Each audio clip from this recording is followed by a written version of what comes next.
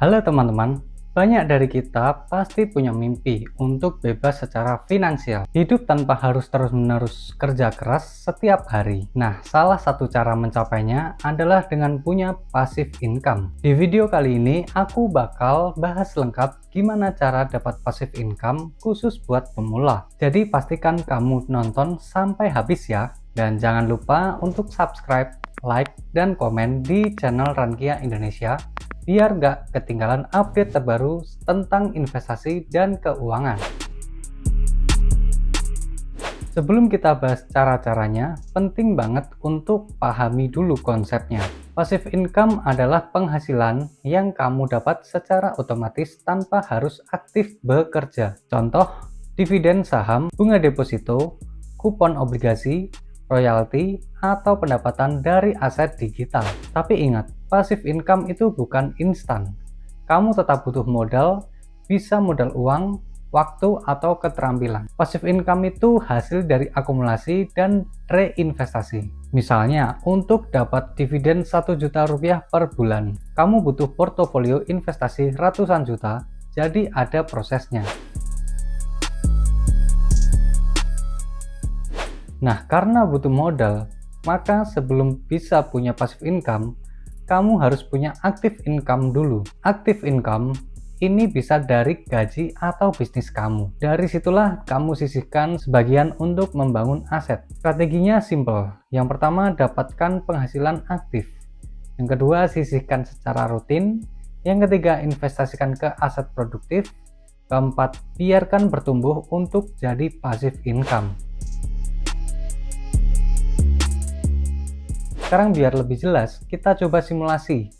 Kita pakai rumus Future Value Annuity. Nabung 1 juta rupiah per bulan, return 5% per tahun, jangka waktu 35 tahun.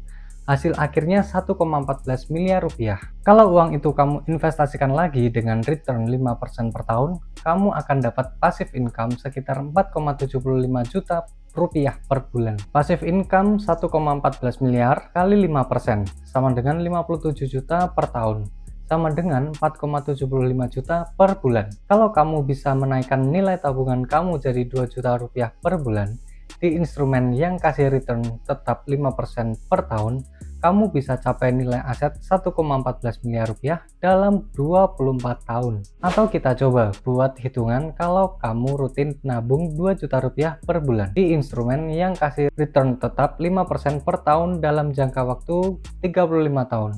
Berapa nilai passive income yang bisa kamu dapat? Nabung 2 juta rupiah per bulan, return 5% per tahun, jangka waktu 35 tahun. Hasil akhir 1,91 miliar. Return 5% per tahun sama dengan 7,96 juta rupiah per bulan. Passive income sama dengan 1,91 miliar kali 5% per tahun sama dengan 95,5 juta per tahun sama dengan 7,96 juta. Dari simulasi ini ada 3 kunci passive income. Yang pertama, jumlah uang yang kamu investasikan. Yang kedua, jangka waktu investasi. Yang ketiga, besar return yang kamu dapat. Kalau mau lebih cepat, ada 2 cara. Naikkan jumlah yang diinvestasikan, yang artinya kamu juga harus cari income tambahan. Yang kedua, cari instrumen dengan return lebih tinggi. Tapi ingat juga, semakin tinggi return yang bisa kita dapat, berarti semakin tinggi risikonya. Sekarang kita bahas pilihan instrumennya. Aku tadi udah sempat mention kalau kita juga perlu cerdas pilih instrumen yang returnnya tinggi. Jadi jangan cuma nabung uang secara manual di rekening kamu atau di tabungan di rumah. Kamu bisa mulai masukin uang tabungan kamu ke instrumen investasi yang rendah risiko kayak deposito, SBN, reksadana, dan emas. Tapi bisa juga masukin ke pasar saham atau kripto kalau kamu bisa mengelola risiko karena ini instrumen investasi yang high risk, high return. Yang pertama, deposito. Ada 2 cara untuk menyimpan uang tabungan kamu di deposito, yaitu melalui deposito bank konvensional dan bank digital. bank konvensional bunganya biasanya rendah di bawah bunga yang dijamin LPS. Ini aku kasih contoh beberapa bunga deposito bank konvensional. BCA mulai dari 2,5% hingga 3,25%. Bank Mandiri suku bunga depositonya mulai dari 2,23% sampai 2,5%. CIMB Niaga suku bunga depositonya mulai dari 2,75% hingga 4,75%. Bank digital bunga lebih tinggi, tapi hati-hati karena tidak semua dijamin LPS. Aku coba tampilin 3 bank digital ya, ada Krombank, Cbank, dan Bank Neo Commerce.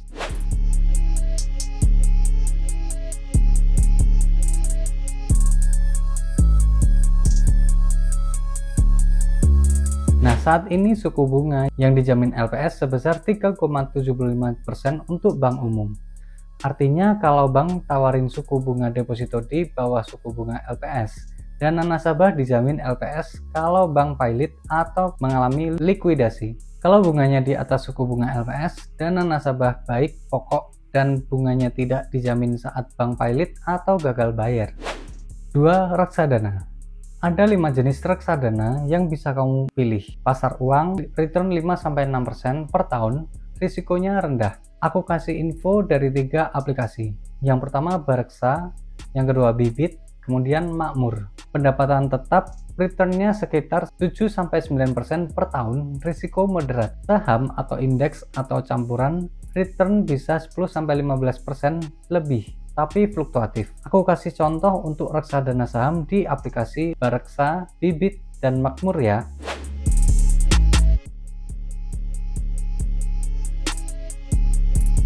Yang ketiga SBN, surat berharga negara. Ada 2 jenis produk obligasi pemerintah yang bisa kamu pilih, ORI dan SR. Bisa diperdagangkan di pasar sekunder plus kupon rutin. SBR dan ST, kupon rutin tapi tidak bisa diperdagangkan. Kupon atau yield rata-rata 5%-6% per tahun, plus aman karena dijamin negara. Tapi bisa berubah sesuai dengan kebijakan suku bunga BI. Yang keempat, emas. Kamu juga bisa nabung emas digital, tapi pergerakan harga emas biasanya berjalan lebih lambat, kecuali saat terjadi risiko perlambatan ekonomi. Harga emas biasanya mengalami kenaikan signifikan, kayak misalnya di tahun 2024-2025 ini.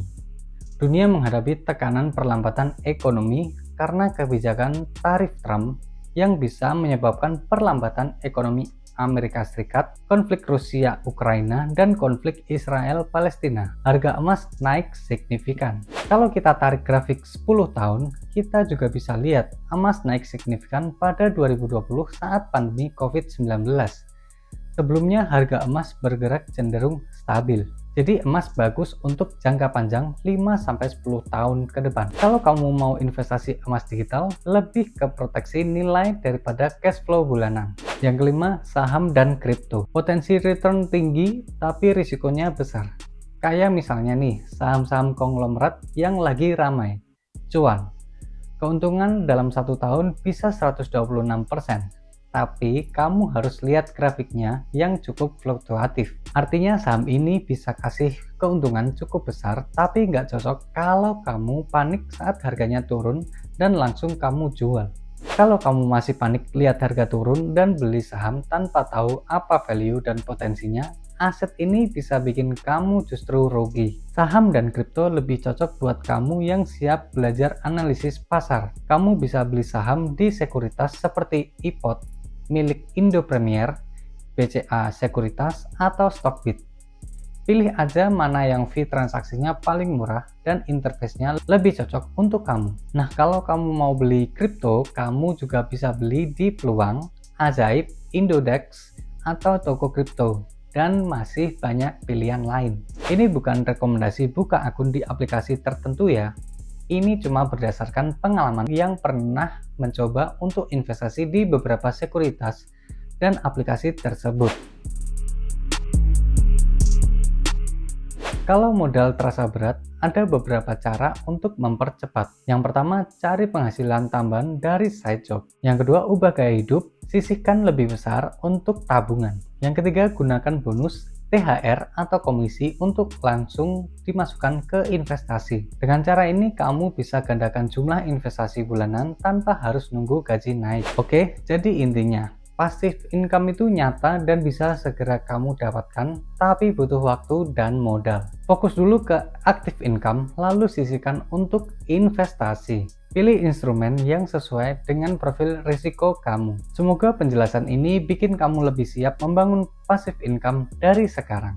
Kalau kamu suka video ini, jangan lupa like, share, dan subscribe channel Rankia Indonesia. Tulis juga di kolom komentar instrumen apa yang paling kamu minati untuk mulai passive income